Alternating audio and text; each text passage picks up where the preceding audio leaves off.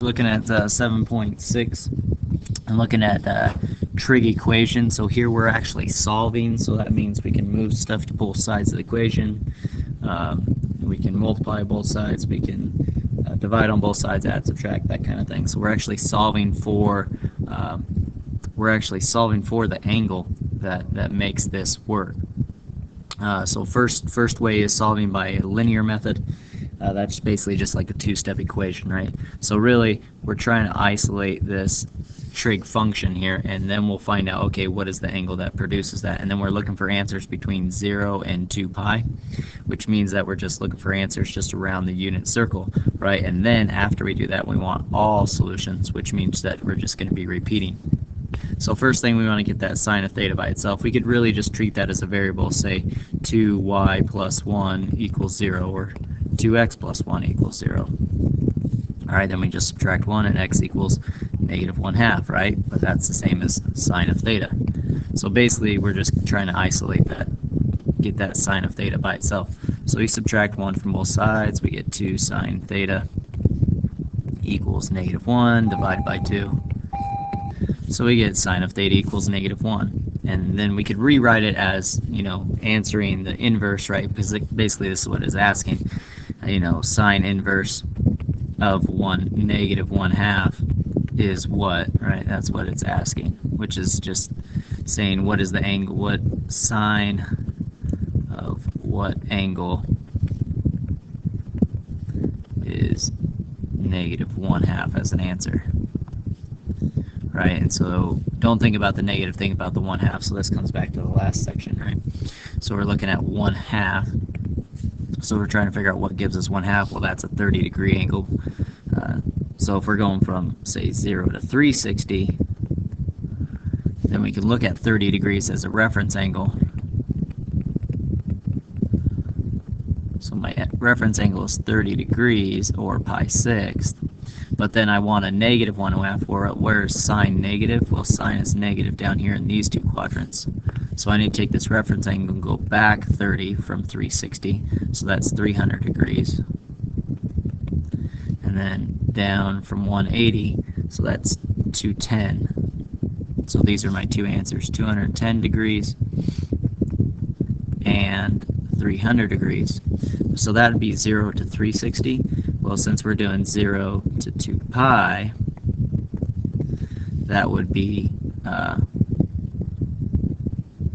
7 pi sixth and 11 pi sixth. Okay, and then so for all solutions, so our answers are right here, right? Down 30 degrees from 180 and down 30 degrees from 360. But if we look at unit circle around, if I go another 360 degrees, won't I land right back on that same spot? And then I could rotate again and again and again. Same thing with the 210, right? I could continually rotate 360 degrees. So for all solutions, I'm just going to take 210 and I'm going to add 360 degrees. But if I add it just once, that would just give me one answer. Right, because I could rotate it again and again and again, so I just need to keep on rotating however many times I want to rotate it, right? That will always give me an answer, so we put this n here. And n just stands for number of rotations. Right, so number of rotations, and it is an integer.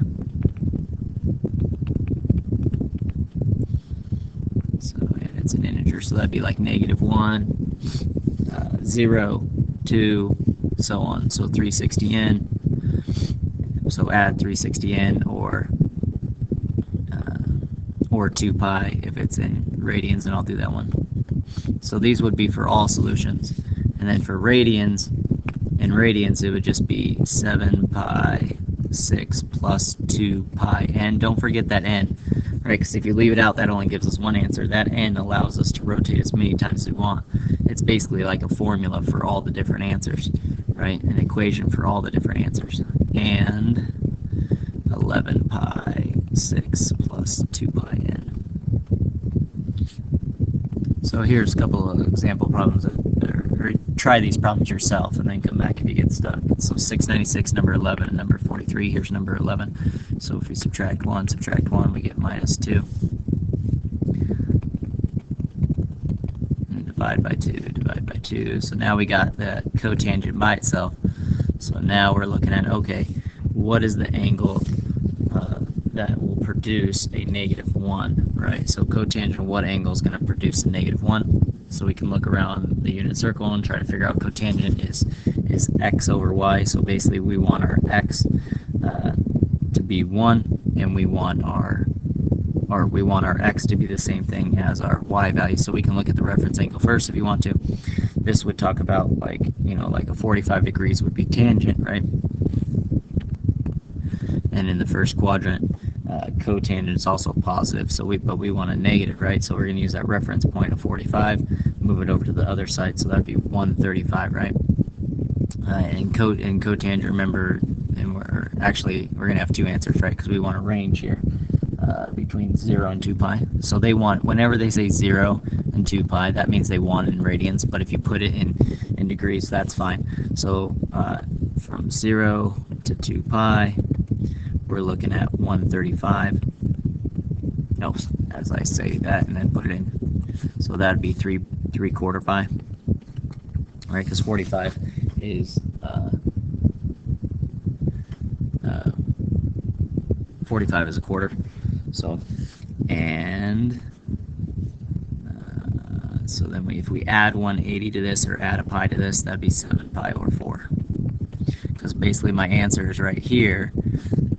And this gives me, right, in this quadrant I get a negative, and that's what I want is a negative. Well, if I go 180 degrees, that's what mostly cotangent and tangent are always going to share. 180 degrees, they're going to share an answer. I would also get a -1 down here as an answer, just like I have here. So if I add 180 or a pi, if you do from 0 to 360 degrees, then you're looking at 135 and 315. Okay, so here we go. Here's number 43. So if we just subtract 1, we get cosine of theta equals -1. So where's that -1? Right, so a +1 would be at 0, right? A -1 cosine is negative over here. So I know at 0 we're at +1. So if I come over here, that'd be a -1. So that's at 180 degrees. So our theta is equal to 180 degrees.